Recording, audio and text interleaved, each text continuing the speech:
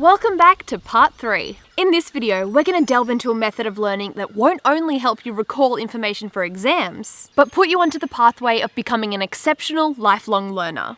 How, may you ask? Well, through using what's known as mental models. To help break this down, we'll cover the concept of mental models and how to use them. The fact of the matter is, it's really hard and sometimes impossible to absorb lots of information and be able to regurgitate it at any time. It's particularly difficult when you're learning something new and you feel like you have to memorize a bajillion things. The truth is, you don't. What you need to do is identify the core principles, normally 3 to 12 of them, of the topic that you're learning. The bajillion things that you thought you had to do are simply various combinations of the core principles. It's like when you build a house, you put the foundation and the frame up first. Now you can start adding walls, wiring, and doors to complete the house. Without the initial frames, it would be impossible to put the rest of the house together. Mental models are just like the frames of a house. Once you have that in your head, you'll be able to retain tons of information and be able to recall it whenever and very easily. So that all sounds great in theory, doesn't it?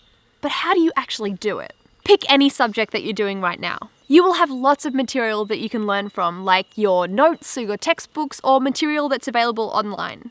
Try and go through as much of the content available about your subject as you can. Just read, and read some more. Now note down the key points that you read. Aim to try and identify the key ideas or key principles that are most fundamental for your subject. For instance, if you're studying physics, Newton's 3 laws would be some of the most important things that you'd want to write down. What we're trying to do here is build the foundations and frames for your house. The details you can add in later. Then you should tie in all those points that you noted down in a meaningful way. So if you noted down the important laws, principles, and concepts from your physics notes and textbooks, take a step back and think about how they all come together. So in the previous example, you can think about how Newton's 3 laws are related, and then link it to other ideas like the laws of gravitation and energy. You can do this with any subject. If it's history, you can note down only the most important historical events and their causes under a particular topic. Link all of these events in a meaningful way that's related to the topic that you're learning. And after you do this, you'll notice that it becomes a whole lot easier to learn and remember all of the other details within that topic.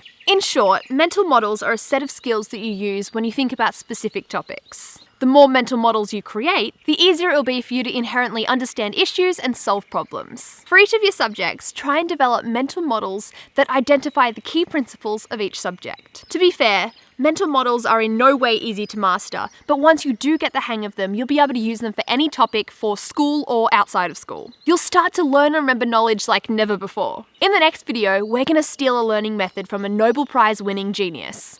I'm Katie Brown, thanks for watching.